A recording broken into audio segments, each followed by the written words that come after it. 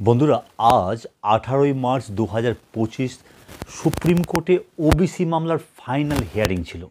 তাই এই মামলার উপরেই অনেকের সঙ্গে সঙ্গে আমরাও কিন্তু চোখ রেখেছিলাম, কারণ এই মামলার উপরেই রাজ্যের বিভিন্ন ডিপার্টমেন্টের নিয়োগগুলি আটকে রয়েছে, যা বিভিন্ন সময় আমাদের শিক্ষামন্ত্রী থেকে শুরু করে মুখ্যমন্ত্রীর মুখেও আমরা শুনতে পেয়েছি।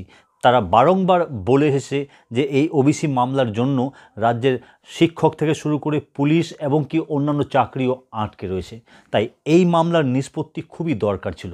আর আজকে যেহেতু ফাইনাল হিয়ারিংয়ের ডেট ছিল, তাই অধীর আগ্রহে আমরা প্রত্যেকেই কিন্তু এই মামলার উপর চোখ রেখেছিলাম। কিন্তু বন্ধুরা, রক্ষকই ভক্ষক হয়ে গেল। হ্যাঁ বন্ধুরা, রাজ্য সরকার এই মামলার নিষ্পত্তির দিকে না গিয়ে এই মামলা আরও ডিলে করার দিকে অগ্রসর হয়েছে। হ্যাঁ বন্ধুরা, আজ রাজ্য সরকারের আইনজীবী মাননীয় কপিল সিব্বাল মহাশয় আজকে ওবিসি মামলার ফাইনাল হিয়ারিংয়ের দিন আরও 3 মাস সময় চেয়ে নেন, এই বলে যে তারা নতুন করে সার্ভে করবেন, তারা নতুন করে দেখবেন যে কারা কারা প্রকৃত ওবিসি এবং কারা কারা প্রকৃত ওবিসি নয়। তাই রাজ্যকে যেন আরও 3 মাস অতিরিক্ত সময় দেওয়া হোক।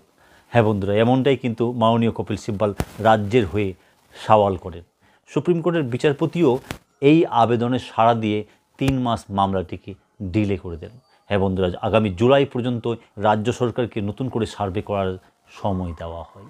আজ সুপ্রিম কোর্ট চত্বরে যখন রাজ্য সরকারের আইনজীবী কপিল সিব্বাল মহাশয় নতুন করে সার্ভের জন্য অতিরিক্ত 3 মাস সময় চেয়ে নেন, তখন বিচারপতি অন্য পক্ষকে বলেন যে তাদের কোনো আপত্তি আছে কিনা। তখন সরকার পক্ষের আইনজীবী বলেন যে তাদের আপত্তি থাকার তো কোনো জায়গা নেই, কারণ তারাই চেয়েছিল যে নতুন করে যেন সার্ভে করা হোক, তাই তাদের জন্য 3 মাস সময় দেওয়া হয় এবং অবশেষে কিন্তু 3 মাস সময় দিয়ে দেওয়া হয়েছে।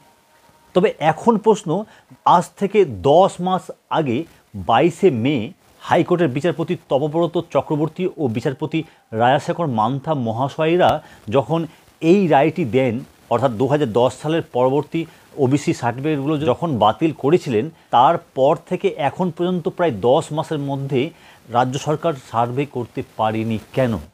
কেন তারা ফাইনাল হিয়ারিংয়ের দিন বললেন যে আরও 3 মাস সময় যেন দেওয়া হয়, অর্থাৎ এই মামলাটাকে আরও ডিলে করা হয়? কারণ অন্য কোনো ব্যাপার না থাকলে আমরা এইভাবে ভাবতাম না, কিন্তু এই মামলার সঙ্গে কিন্তু রাজ্য সরকারের বিভিন্ন নিয়োগগুলো আটকে রয়েছে। হ্যাঁ বন্ধুরা, তাই আমাদের এইভাবে ভাবতেই হচ্ছে। আর এই 3 মাস পিছিয়ে দেওয়ার সঙ্গে সঙ্গে কিন্তু রাজ্য সরকারের যে সমস্ত চাকরিগুলো রয়েছে, শিক্ষক শিক্ষিকা শিক্ষাকর্মী থেকে শুরু করে পুলিশ ফোর্স সহ বিভিন্ন ডিপার্টমেন্টের চাকরিগুলো, সেগুলো কিন্তু পিছিয়ে গেল, সেটা আর বলার অপেক্ষা রাখে না। এটা সত্যি রাজ্যের বেকার যুবক যুবতীদের জন্য খুবই খারাপ হলো বন্ধুরা। এ বিষয়ে আপনাদের কি মতামত অবশ্যই কমেন্ট বক্সে কমেন্ট করুন।